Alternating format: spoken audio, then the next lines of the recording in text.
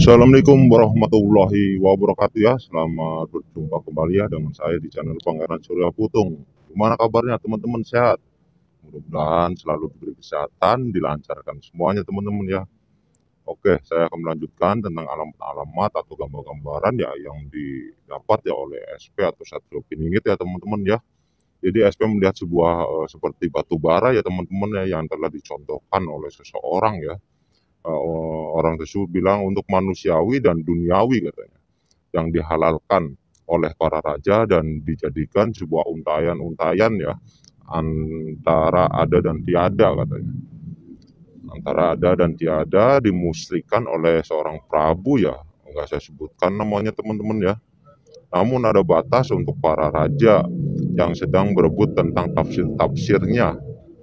Namun kini telah turun-temurun pada anak cucu ya teman-teman ya. Yang di bumi untuk mencari atas nama ya.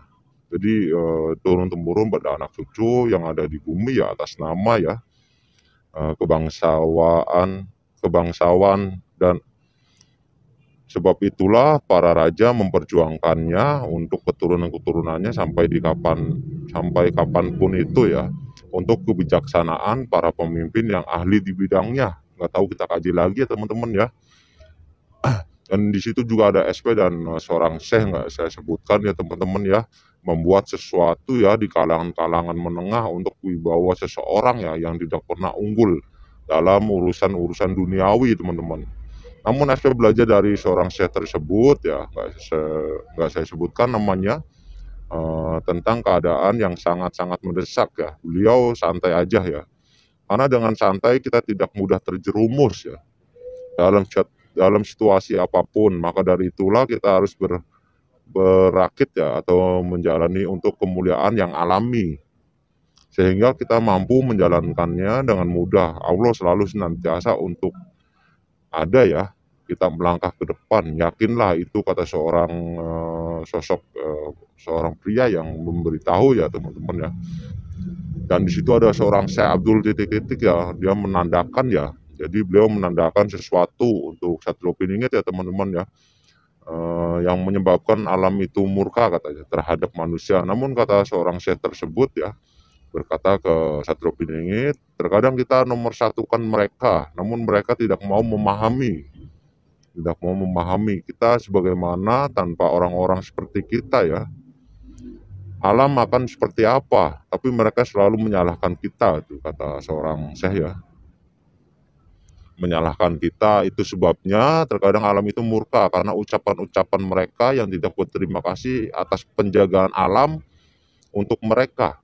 Jadi di situ dunia sudah mulai pudar karena kebajikannya yang selalu ada ya untuk yang ada di dunia.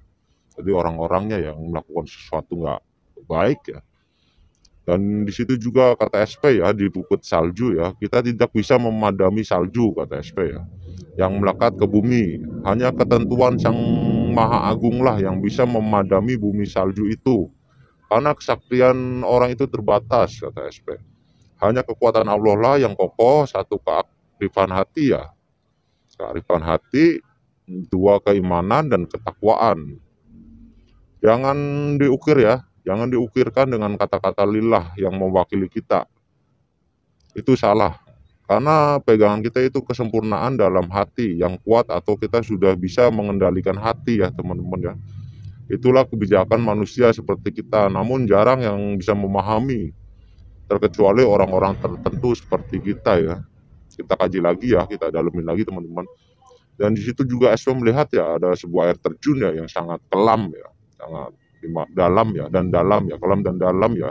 Itu tempat perkumpulan para ilmiah yang diterjunkan oleh seorang titik-titik nggak saya sebutkan ya, dan disepakati oleh orang-orang yang mengetahuinya tentangnya.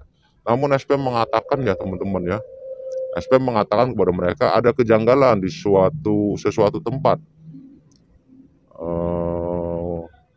Nggak saya sebutkan, ada kekuatan yang tersembunyi yang aku rasakan, karena kepribadian itu tidak selamanya ya. Sebab itulah kita tak mungkin melantunkan kata-kata ilmiah yang ada di masanya yang kelam.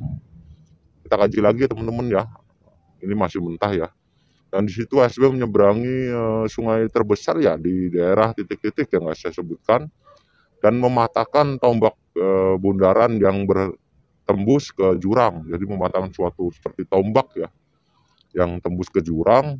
Katanya itu dapat mimpi dari sang Prabu titik-titik ya, itu harus dituntaskan ya. Karena kalau tidak dipatahkan maka akan banyak yang menampung di persungaian itu.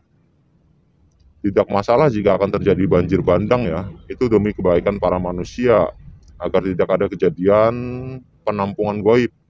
Kita harus mengambil tindakan, gerak cepat karena ini permasalahannya antara goib dan alam nyata ya teman-teman ya. Harus ada yang ditumbangkan yaitu mematahkan tombak tersebut. Lebih baik memilih banjir bandang daripada buat penampungan gaib. Jadi ada sesuatu apa saya kurang tahu ya teman-teman ya. Kita kaji lagi ya.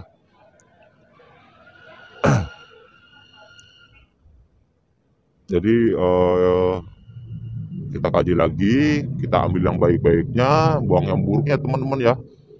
Sebelumnya saya minta maaf kalau ada salah-salah kata ya teman-teman ya. Kita ambil yang bagus, kita buang yang buruk. Jadi daya pandang spiritual seseorang nggak sama ya teman-teman ya. Daya pandang spiritual seseorang nggak ada sama.